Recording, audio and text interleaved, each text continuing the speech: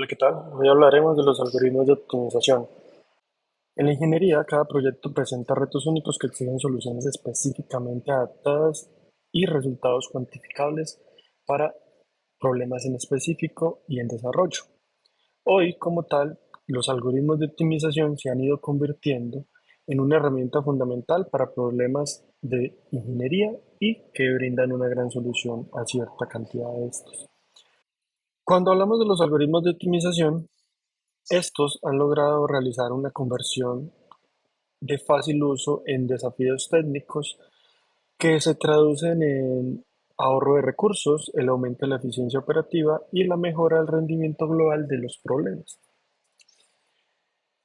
Para poder dar inicio a este curso es necesario tener ciertos conocimientos previos, dentro de los cuales se encuentran los conceptos del álgebra lineal como matrices, vectores y sistemas de ecuaciones lineales, en el cálculo el uso de las derivadas y las integrales, en las estadísticas la parte descriptiva de esta, y como lenguaje de programación, dentro de los más utilizados se encuentran Python, MATLAB y R.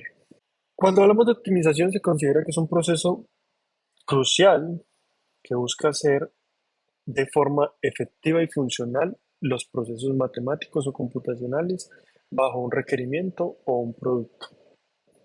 En las matemáticas o en problemas de ingeniería, esto se traduce generalmente de una forma en cómo encontramos lo mejor o cómo reducimos gastos o costos.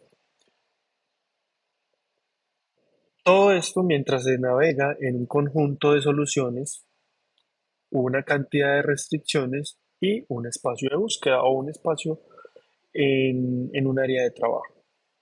Tomemos como ejemplo el itinerario de un viaje. Queremos aprovechar al máximo el tiempo visitando la mayor cantidad de ciudades posibles bajo un interés turístico de las personas que estén haciendo dicho viaje.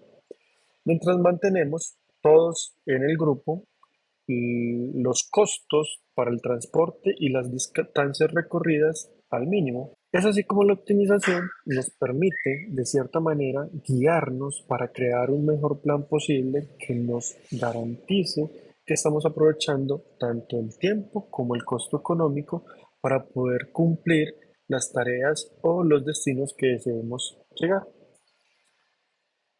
Dentro de las aplicaciones más comunes de la optimización se encuentran procesos de diseño e ingeniería, optimizar formas, materiales e incluso diseño específico de piezas tridimensionales para cálculos y demás, optimización de sistemas energéticos como despacho económico, de la cantidad de energía que se suministra a una región o a una zona, gestión de la demanda de la energía, optimización y ubicación de recursos y la logística de cómo podemos llevar, por ejemplo, de un punto A un punto B, calculando la menor ruta posible o trazando la ruta más corta buscando eficiencia en costos de gasolina, distancia y demás.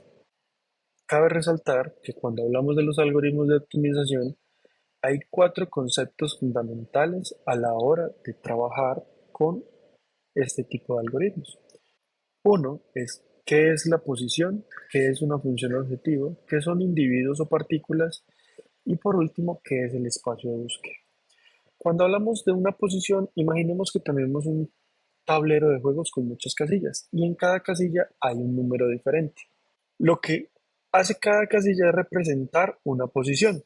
Cuando ponemos el dedo o una ficha en estas, estamos eligiendo una posición específica del tablero. Cuando hablamos de un individuo o de las partículas, imaginemos que tenemos un grupo de amigos y cada uno elige una casilla diferente en el tablero, por lo cual cada amigo equivale a un individuo en un algoritmo o en un código. Esto se puede representar como la cantidad de personas o individuos que están dentro de ese tablero o están ubicados en una posición de ese tablero. Por otra parte, cuando se habla de la función objetivo y el espacio de búsqueda, pues podemos hacer una relación entre todos los datos de posición, individuos y espacio de búsqueda y función objetivo. Por tal, la función objetivo es cómo las reglas de juego nos indican cuál es la mejor casilla ubicada entre todos los individuos para llegar al punto o al mayor valor o al menor valor, y cómo el espacio de búsqueda se traduce finalmente en todo el tablero de juego o toda el área donde podemos trabajar. Como verán, hay diferentes representaciones. Uno es un tablero con una numeración y en los otros dos son dos montañas. Una donde se evidencian diferentes personas ubicadas a diferentes puntos o distancias de la montaña del área de búsqueda o de trabajo o de recorrido. Y el otro es el área de decisión, hacia dónde vamos, hacia un máximo o hacia un mínimo. Finalmente, dentro de los conceptos principales de los problemas de optimización, existe una clasificación de estos problemas. El primero son los problemas lineales y no lineales. Hay dos ejemplos, dos funciones matemáticas. Una es una función 3x más 4y que lo que indica es que la función es completamente lineal y no hay ningún elemento que lo permita variar de forma diferente a una línea pendiente o una línea recta. Mientras que cuando hablamos de los elementos no lineales, nos indica que al menos una de las funciones es una función cuadrática o de un valor superior en su potencia.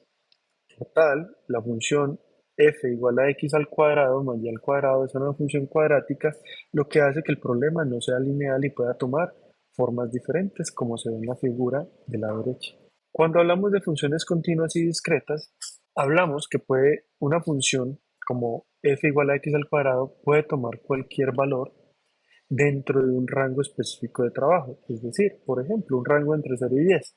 Se puede representar el número real y este puede variar entre ese espacio de búsqueda. Cuando hablamos de las funciones discretas, las variables solamente pueden tomar valores específicos de forma entera. Es decir, por ejemplo, si me da 1.1, no puede ser, tiene que ser 1, 2, 3. O llevémoslo a un ejemplo más clásico, decidir cuántas unidades de un producto podemos fabricar. Nosotros no podemos decidir fabricar 1.2 unidades. Hay que fabricar una o dos unidades o tres unidades. Y por último tenemos las determinísticas versus las estocásticas. Las determinísticas hacen referencia a que cuando tenemos una función, un modelo matemático, debemos conocer todos los parámetros y variables e incluso el espacio de búsqueda y no existe ningún punto de incertidumbre. Mientras que para las estocásticas conocemos algunos parámetros o por lo menos tenemos algún modelo matemático, pero no podemos predecir su comportamiento. Es decir, que no conocemos ni sus límites ni sus restricciones y aquí es donde entra el juego gran parte de cómo se puede planificar un algoritmo.